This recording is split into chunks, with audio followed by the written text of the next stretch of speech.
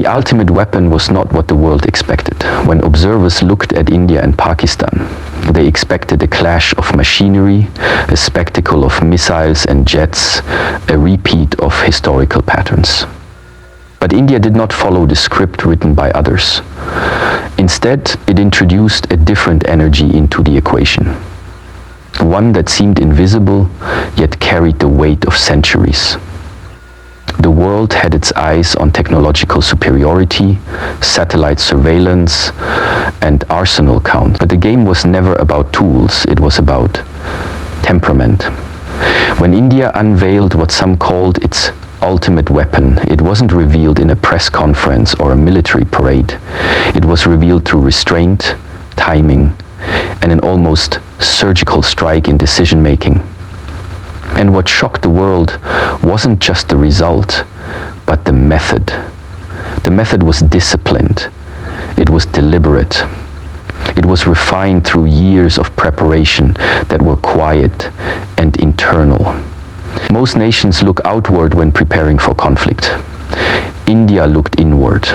It asked not what can we destroy, but what can we understand. That question led to a transformation. Instead of throwing everything into defense budgets and escalating tensions, India developed a mechanism for flow. This mechanism wasn't designed for noise. It was built for impact. It wasn't made for reaction. It was created for response. And therein lies the difference. The weapon that shocked the world wasn't just a missile or a drone. It was presence. Total presence. A presence that doesn't shake under pressure. A presence that studies the landscape, learns the rhythm of chaos and waits. Not out of fear, but out of knowledge. Because when you understand the tempo of your enemy, you don't have to meet them with equal noise. You meet them with synchronized silence, sharpened awareness, and calibrated strength. This weapon didn't emerge overnight. It was forged through 1,000 days of consistent alignment between leadership, military, intelligence, and perhaps most importantly, intention. The intention wasn't to humiliate the opponent, nor was it to provoke more wars. It was to end the cycle of uncertainty.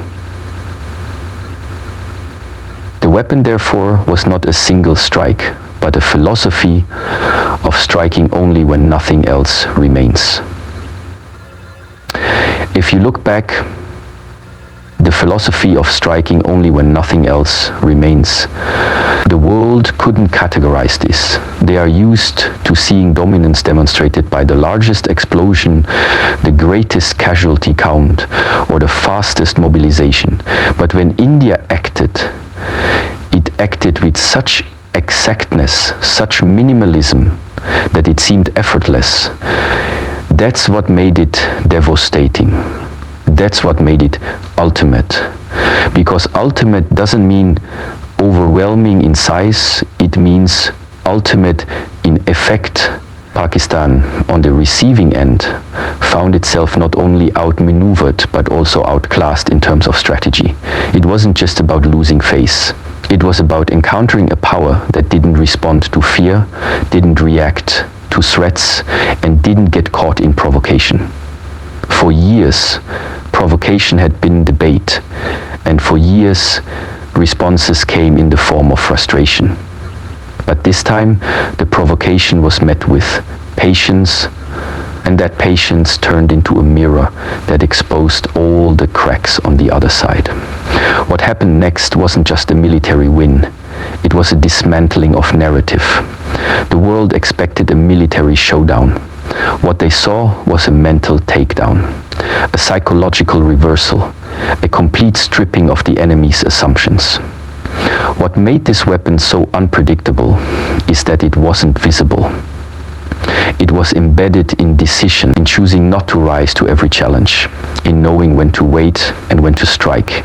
That discernment became the sword, that awareness became the shield, and in that awareness India held an ancient principle. True power needs no announcement. It reveals itself in silence. It unfolds when it is ready, and when it does, it is too late to resist. The observers who expected noise were confused. How could something so quiet be so effective? Because what they missed was the essence of preparation. You don't prepare for a battle by collecting weapons. You prepare by becoming the weapon. India, through its unity of vision, became the weapon. It didn't rely on any single aircraft, missile system or tank. It relied on the convergence of insight, timing, and internal clarity. These elements came together not in chaos, but in rhythm. And when rhythm meets precision, the result is not just defeat, it is dismantlement. India shocked the world not because it tried to, but because it didn't need to. That lack of need was the power. It didn't act to prove strength, it acted because it was necessary. That necessity was born from self-restraint. And self-restraint is not weakness, it is control. Deep, unshakable control. Control over one's fears, emotions, and most importantly, one's timing. The world witnessed a new doctrine of conflict, not based on escalation, but based on elevation. The elevation of strategy above ego, of vision above vengeance, and of self-mastery above showmanship. When other nations tried to analyze this move, they couldn't find the usual markers. There were no leaks, no brash threats, no media leaks of intent. There was only execution. Quiet, clean, complete, and that confused them. Because they forgot one thing: the loudest strength is not the one that roars, it is the one that moves without friction, the one that appears when it's already too late. And India, in this instance, became that force. A force so internalized, so focused, that it didn't need to project power to hold it. It simply carried it, like breath. And when the breath aligned with the moment, the strike landed. Not just in physical terms, but in historical and psychological memory. Pakistan wasn't just hit by missiles, it was hit by something more demoralizing. Precision without provocation, strategy without pride, clarity without confusion. And for the world, that was the shock. Because what do you do when your opponent is not fighting for victory, but from vision? What do you do when you realize your loudest weapon is useless against someone who no longer fears noise? So the real power revealed here wasn't military, it was mastery. Mastery over impulse, over fear, over reaction. That mastery cannot be bought, borrowed, or imitated. It must be built day by day, thought by thought, breath by breath. And India, whether the world expected it or not, had been building this mastery all along, not for others to see, but for the moment it would be needed. That moment came, and the result was not just shocking, it was unforgettable. Inner discipline forged a nation's power long before any operation took shape, before any command was given, and before any troop moved into position. Something deeper had been set into motion within India. It wasn't a plan laid out on paper, nor a war room simulation. It was a quiet transformation that took place in the heart of the nation, in its institutions, in its training grounds, in its leadership, and in the minds of its people. The transformation did not begin with weapons. It began with will, a will cultivated through discipline, day after day, in silence. While the world focused on outward displays of power, India turned inward and chose to master consistency, patience, and control. It recognized that no force in the world could endure without inner clarity. It saw that unpredictability could only be tamed by steady hands, and chaos could only be defeated by minds that do not flinch. And so it began the work. Not the kind that makes headlines, but the kind that changes outcomes. Discipline is often misunderstood. Many see it as restriction, as denial, as something cold and rigid. But in truth, discipline is the architecture of freedom. It allows the mind to rise above emotion and the body to move without hesitation. It aligns thoughts with actions and actions with purpose. India did not pursue discipline for show, it pursued it for survival and beyond that for sovereignty. The nation understood that to face adversaries who thrive on provocation and unpredictability, one must first eliminate their own internal chaos. And so, the armed forces, intelligence networks, political channels, and strategic thinkers committed to one shared truth. Power begins when reaction ends. Training camps transformed from just physical readiness to mental toughness.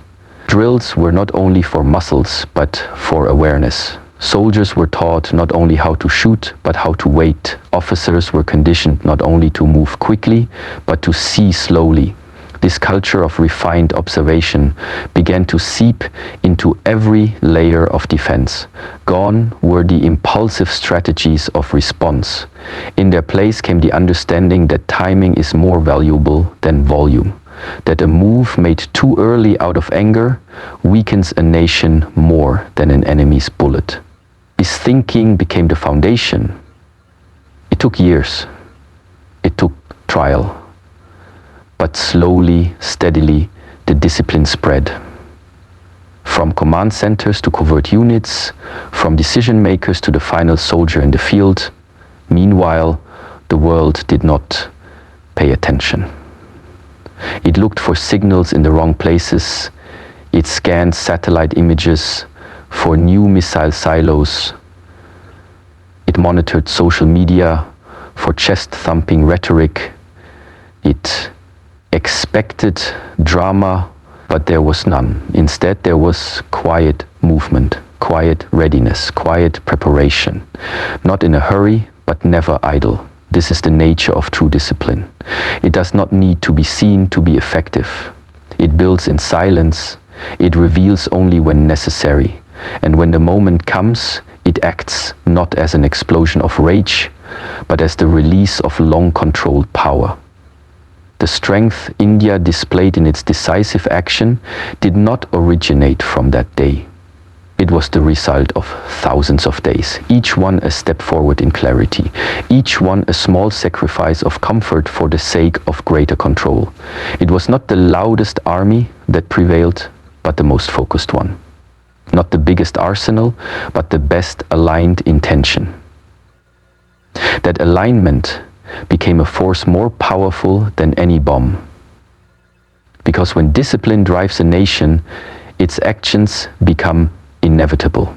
Its power becomes clean, and its presence becomes immovable. In contrast, what India faced was the opposite: an enemy banking on chaos, a mindset rooted in unpredictability, a system fueled by provocation. But these tactics only work against those who can be shaken. Against a disciplined force, chaos becomes its own trap. And so it was. When provoked, India didn't react with outrage. It responded with poise. When threatened, it didn't show fear. It showed awareness. That awareness was not learned in a day. It was built through generations of choosing stillness over storm, of choosing preparation over panic. That preparation bore fruit when the test came, because tests always come. The only question is, who is ready? India was ready, not because it was desperate to win, but because it had already conquered the one enemy most nations ignore. The distraction of ego, distraction of urgency, distraction of pride. These were removed. Not overnight, but through daily discipline. In intelligence circles, it meant gathering data without assumptions. In diplomatic rooms, it meant negotiating without desperation. On the battlefield, it meant holding position without panic. This unified conduct, built by discipline, became the true weapon. It shaped how decisions were made, when moves were executed, and how outcomes were measured. The world could not grasp the source of this precision because it did not see the inner work. It did not see the drills repeated 1,000 times until they became instinct. It did not see the late nights spent evaluating every possibility, not to predict the enemy, but to understand the self. It did not see the leaders who waited, not because they were weak, but because they were aligned with something greater than impulse. That something was clarity. And clarity is only born when discipline is complete. Even the soldiers who walked silently across borders that night did not carry just rifles. They carried a mindset that had been carved by countless hours of stillness, repetition, awareness, and above all, trust.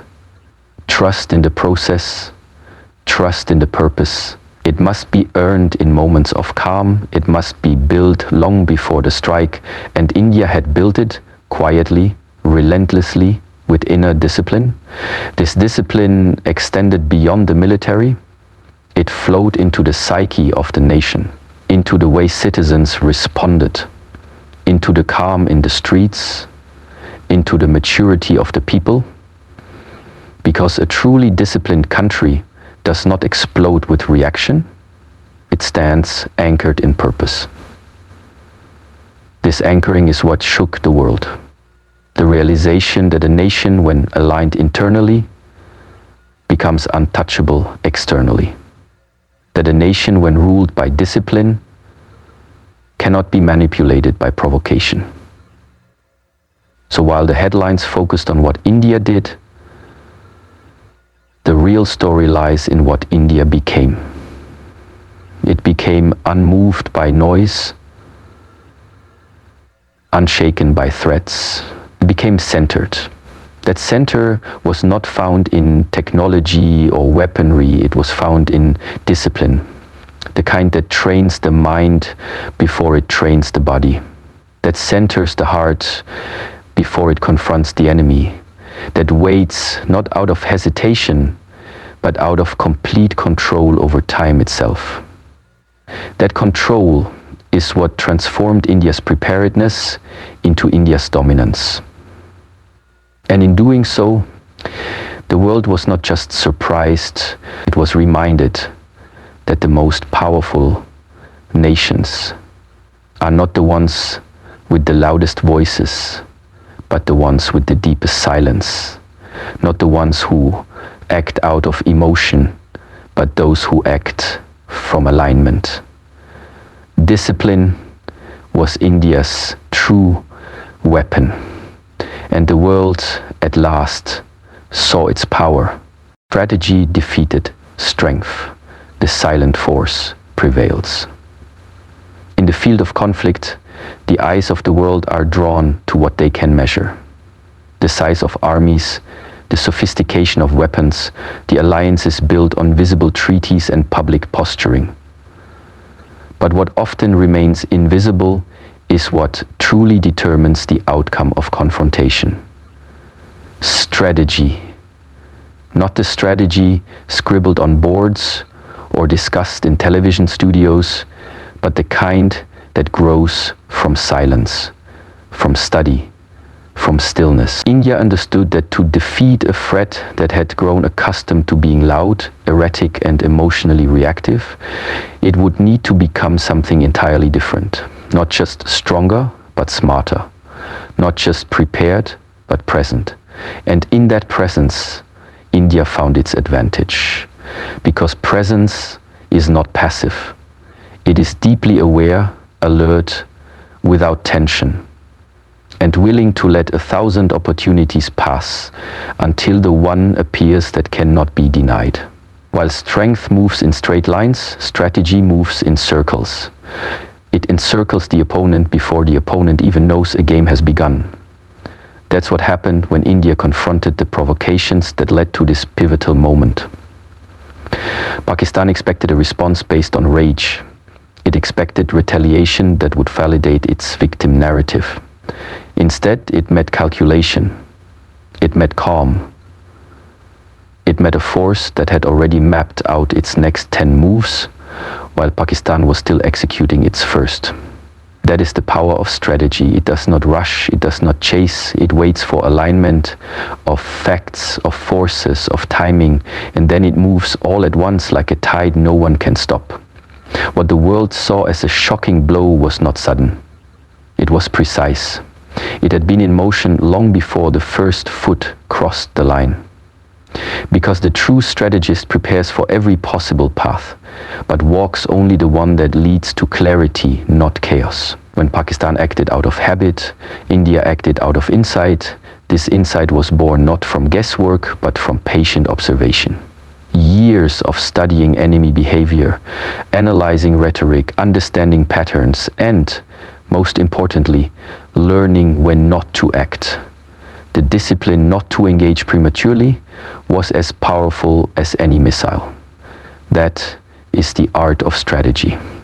To choose not just the right target, but the right time, the right method. In that silence, the opponent grows impatient. It becomes predictable. And in that predictability, it exposes itself. That is when the strategy strikes. Not to harm, but to end the uncertainty. Not to escalate, but to conclude. India didn't throw its full weight into the conflict. It didn't need to. Because the strength of strategy is efficiency.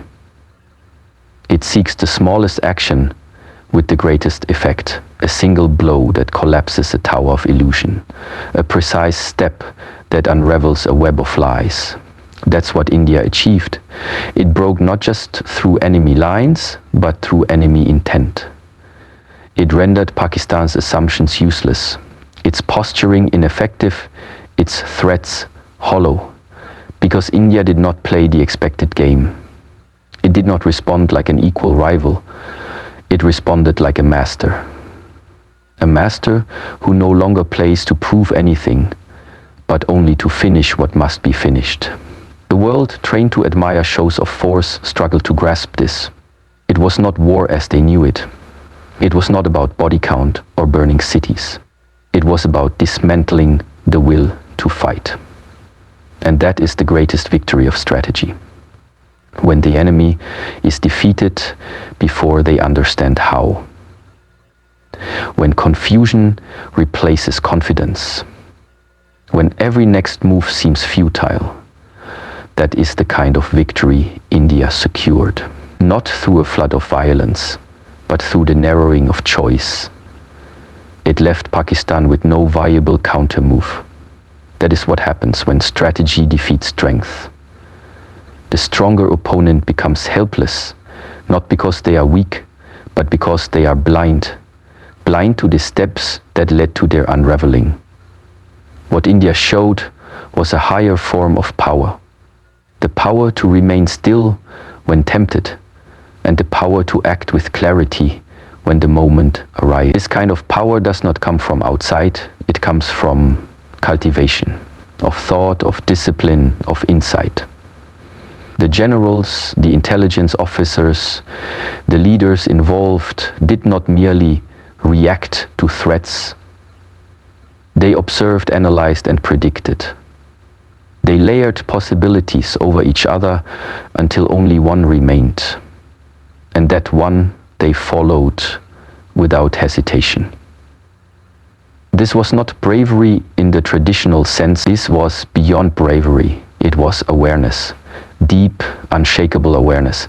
That awareness gave India the ability to see what others missed, to hear what others ignored, and to know what others feared to know. That winning is not about fighting harder, it's about fighting smarter. And so, in that pivotal moment, India did not just fire weapons. It executed a vision. A vision that had been cultivated quietly in rooms where words were fewer but thoughts were. A vision that refused to be distracted by noise, and because of that, it saw clearly. While the opponent moved from one reaction to the next, India moved with one intention from the beginning. That intention was not rooted in pride, it was rooted in precision. And in that precision, everything became fluid. Orders flowed into action. Action flowed into impact.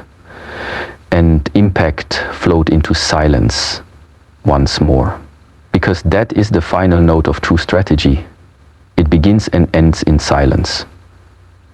It does not celebrate loudly, it does not seek applause, it simply resolves what needed resolution.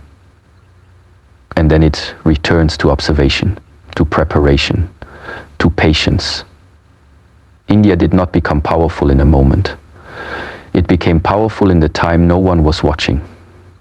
In the months and years of cultivating insight. In the months and years of cultivating insight. In the months and years of cultivating insight. In the months and years of cultivating insight. In the months and years of cultivating insight. In the months and years of cultivating insight.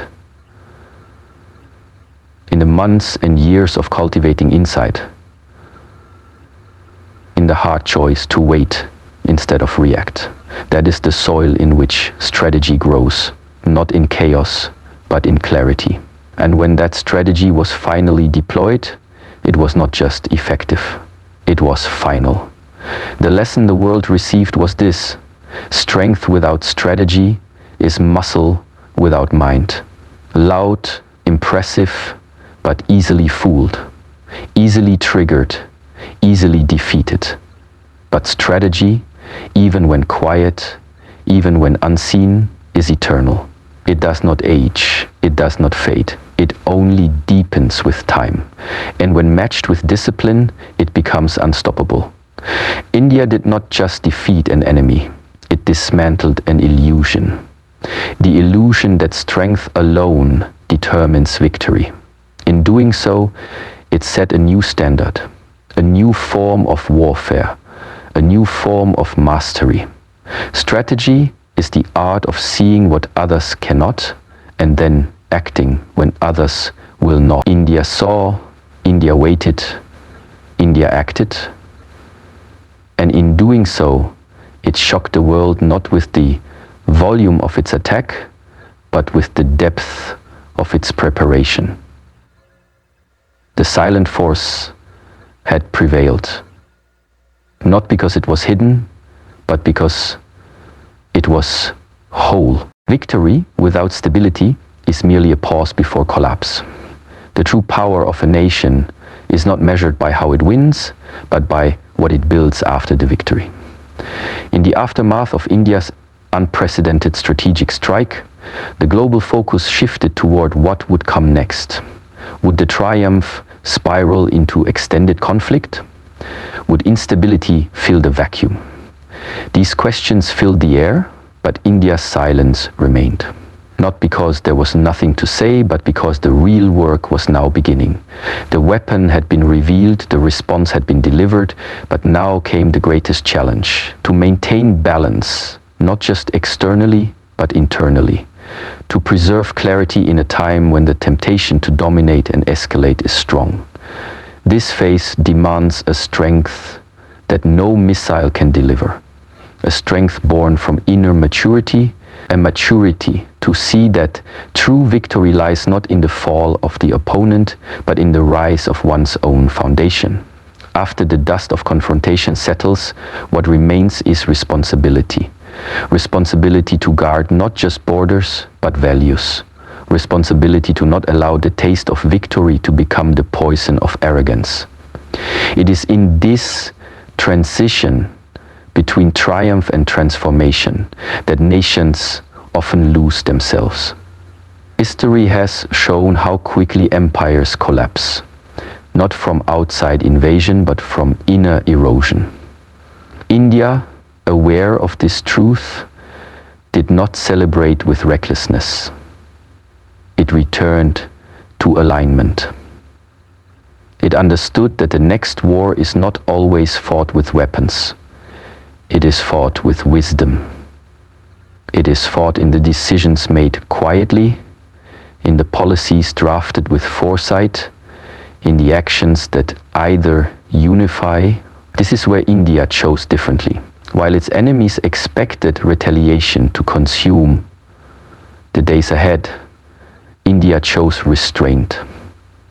Not weakness, not passivity, restraint, rooted in confidence, in inner stillness, in the refusal to let short-term emotion destroy long-term stability. Rebuilding is often harder than striking. A strike is a moment, rebuilding is a process. That process must involve not just repairing what was harmed, but strengthening what was already fragile. India turned its focus inward, toward its people, toward its institutions, toward the vision of what the nation must now become. And here, discipline and strategy were joined by another force: responsibility. The responsibility to hold peace as tightly as it once planned. The nation moved quietly again back into systems of governance, into communities affected by uncertainty, into conversations that ensured the operation did not fragment the spirit of unity. This kind of recovery is invisible to most. It is not broadcast, but it is the most critical work of all, because only through that healing does the nation remain whole. Victory in war leaves scars even on the victors. Soldiers carry memories, civilians carry fear. The land itself absorbs tension. India chose to respond not with detachment, but with attention. Programs were set in motion to support veterans, to inform the public with transparency, to remind the nation that power is not just about projection, protection of the human spirit, protection of collective dignity, protection of the quiet strength that held the nation through its darkest hours. That strength now turned toward building something that could not be shaken by future storms. The lesson became clear. Defense is not just an act, it is a mindset. And that mindset must be present not just in soldiers, but in citizens. India began cultivating resilience not only in its borders, but in its classrooms, in its media, in its economy. It asked the question, how do we ensure that this moment of strength becomes a movement of stability? That question led to reforms. It led to investments not just in arms, but in education, in innovation, in critical thinking. Because the battlefield of the future would not only be physical, it would be ideological, it would be psychological, and a nation cannot stand firm if its people are mentally disoriented or emotionally disoriented. So India chose to become whole at every level, from the outer perimeter to the inner core. What emerged from this phase was a new kind of defense doctrine, one that wasn't just about readiness, but about rootedness. India didn't seek to dominate its neighbors or impose its vision on others. It sought to become so internally aligned that no external disturbance could disrupt its course. This inner alignment became the shield, because a country aligned with itself cannot be manipulated. It cannot be provoked into self-harm. It cannot be fractured by narrative wars. That is the strength that India cultivated post-victory. A quiet, grounded, centered strength that needed no audience, no applause, and no reassurance from outside forces. Globally, observers were left puzzled. They expected further escalation. They anticipated a spiral, but it did not come. Instead, they saw an approach that defied old models, an approach that placed sovereignty above spectacle, peace above pride, and endurance above emotional gratification. That is not an easy path. It requires restraint at every level. It demands that leaders reject the temptation to react, that citizens reject the temptation to divide, and that institutions reject the temptation to overreach. Yet, India held this line, because it understood one fundamental truth. You do not need to respond to every echo. Sometimes, silence is the greatest signal of power. In the months that followed, the region observed a shift, not of borders, but of balance. India's measured conduct changed the tone of international engagement. Diplomats spoke of maturity. Allies reaffirmed trust. Even critics struggled to provoke outrage, because the response had already been completed, not just on the battlefield, but in the soul of the nation. And a nation whose soul remains calm cannot be shaken by surface-level noise. This stability became India's second victory, perhaps even the greater one. And so, as the world moved forward, it had no choice but to recognize a new kind of strength. Not just the strength that crushes, but the strength that centers. Not just the strength that responds, but the strength that reframes. This kind of strength cannot be measured by missile range or troop count. It is measured by endurance, by unity, by clarity. India became a symbol of what is possible when a nation refuses to be consumed by its victories. When it chooses the path not of escalation, but of elevation. When it does not lose its soul in proving its strength. This is where India truly shocked the world, not in how it attacked, but in how it chose to build after the attack. With grace, with gravity, with vision. That vision now guides its path forward, not as a conqueror, but as a centered force. A nation that knows its strength, guards its peace, and leads not through domination, but through demonstration. That is the ultimate power. And that is how India, in silence, became unshakable.